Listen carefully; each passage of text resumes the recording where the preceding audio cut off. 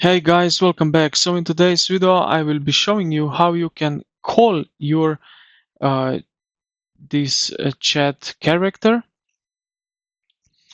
So when you created them, then you have here you can talk with him through text, or next to it you will see that I can call howdy.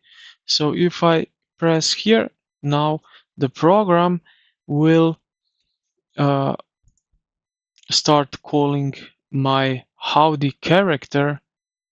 And now while I speak, I guess he's listening, as you can see.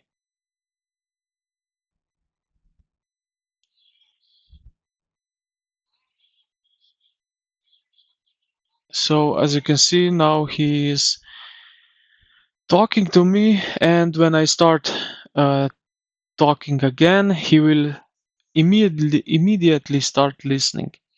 And that's basically, this is how you can call character AI and talk with him. So I hope this video helped you out. If it did, consider to like the video and subscribe to the channel. Thank you for watching, and I will see you in the next one.